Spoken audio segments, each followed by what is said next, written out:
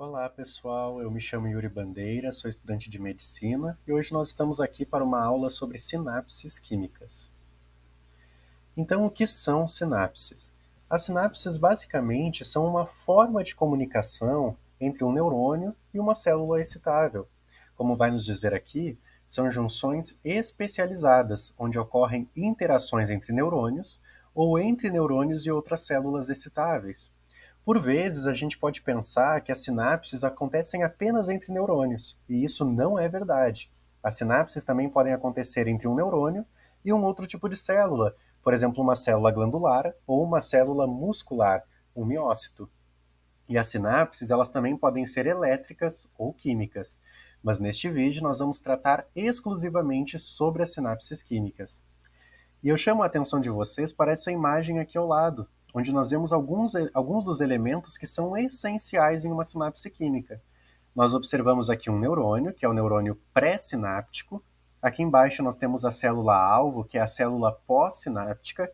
Ela pode ser um neurônio, mas também pode ser um outro tipo de célula excitável, como nós vimos. E observem que não há um contato físico entre a célula pré e a célula pós-sináptica. Esta região aqui onde não há contato é chamado de fenda sináptica, e é justamente nela onde vai haver a liberação dos neurotransmissores. Quais são os tipos de sinapses? A gente pode separar elas em três tipos principais, e eu chamo mais uma vez a atenção de vocês para essa imagem. Observem aqui, primeiramente, o axônio de um neurônio fazendo sinapse com o dendrito de outro neurônio. Essa sinapse ela vai se chamar axodendrítica. Mais aqui ao meio, nós observamos o axônio de um neurônio fazendo sinapse com o corpo celular de um outro neurônio, também chamado de soma. Essa sinapse vai se chamar axossomática. E por fim, observamos aqui um axônio de um neurônio fazendo sinapse com um outro axônio. Essa sinapse vai se chamar, então, axo-axônica. E como ocorre, então, a liberação dos neurotransmissores na fenda sináptica? Em primeiro lugar, é preciso entender que, a partir do momento que os neurotransmissores são sintetizados, eles são armazenados em vesículas, como nós observamos aqui na imagem, as chamadas vesículas sinápticas. E a primeira etapa para a liberação dos neurotransmissores na fenda sináptica é a chegada do potencial de ação. Então, quando o potencial de ação chega aqui no terminal axonal, nessa zona terminal, nós vamos ter a abertura de canais de cálcio voltagem dependentes. A gente precisa lembrar que o cálcio ele está em maior quantidade no meio extracelular do que no meio intracelular. Então, quando esses canais de cálcio se abrem, há um influxo de cálcio.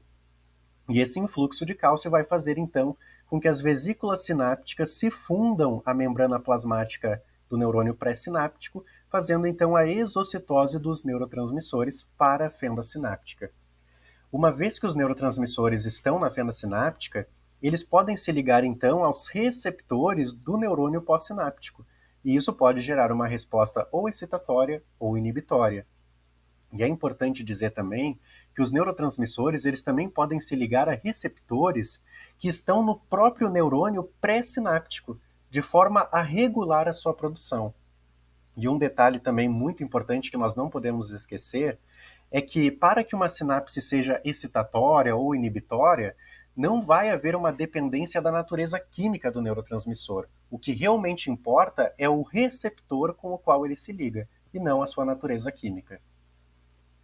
E vamos entender aqui, então, como é que funciona melhor esse papel do cálcio na liberação dos neurotransmissores. Lá no terminal axonal, na membrana plasmática, nós vamos encontrar um complexo de proteínas chamado de complexo SNER. E como é que o cálcio faz então essa exocitose dos neurotransmissores? Como é que ele participa desse processo? O cálcio ele vai fazer a ancoragem da vesícula sináptica aqui no complexo de proteínas SNER. O cálcio ele também vai fazer com que essas proteínas modifiquem a sua conformação, contraindo-se, e quando elas contraem, elas fazem com que a vesícula sináptica se funda à membrana plasmática, ocasionando então a exocitose dos neurotransmissores. Uma informação clínica bastante pertinente é sobre a toxina botulínica, muito famosa, muito conhecida na medicina e na estética, o famoso Botox. A toxina botulínica ela vai agir lá na sinapse neuromuscular. e ela vai causar uma degradação dessas proteínas aqui do complexo SNER, impedindo que o neurotransmissor acetilcolina, que naturalmente causaria a contração muscular, seja liberado na fenda sináptica. É assim que age a toxina botulínica. E como funcionam, então, os receptores com os quais os neurotransmissores se ligam? Nós vamos ter dois tipos de receptores, os receptores ionotrópicos e os receptores metabotrópicos. Vamos começar primeiro, então, pelos ionotrópicos. Eles vão ter uma ação direta e, portanto, uma ação mais rápida. Observem aqui nessa imagem que o próprio receptor é um canal iônico. Então, a partir do momento que o neurotransmissor se liga ao receptor, ele pode ou abrir ou fechar. E isso pode, então, causar uma excitação ou uma inibição. Temos aqui também os receptores metabotrópicos. Eles vão ter uma ação indireta, portanto, uma ação mais lenta. Aqui nós trouxemos aqui na imagem um exemplo de receptor metabotrópico. Observem ali o receptor. O receptor ele está acoplado a uma proteína G. E a partir do momento que o neurotransmissor se liga ao seu receptor, nós vamos ter a dissociação da subunidade alfa da proteína G, a qual vai ativar uma enzima que pode ser, por exemplo, a adenilatociclase. E a adenilatociclase, por sua vez, vai fazer a conversão de ATP em AMP cíclico, que é um segundo mensageiro, o qual pode então abrir ou fechar canais iônicos. E qual o destino dos neurotransmissores na fenda sináptica? É muito importante que os neurotransmissores eles não permaneçam na fenda, porque se eles permanecerem ali, eles vão continuar gerando uma resposta biológica ao se ligar aos seus receptores. Por isso que, naturalmente, não é tão interessante que eles fiquem ali por muito tempo. E nós vamos ter algumas ações, alguns meios que podem fazer com que os neurotransmissores saiam da fenda sináptica. Aqui nós temos algumas ações elencadas pelos números 6, 7 e 8. Aqui no 6 nós temos a degradação enzimática. Esses neurotransmissores podem, então, ser degradados por enzimas. Essas enzimas podem estar tanto no neurônio pré quanto no pós-sináptico, assim como também nas células da glia.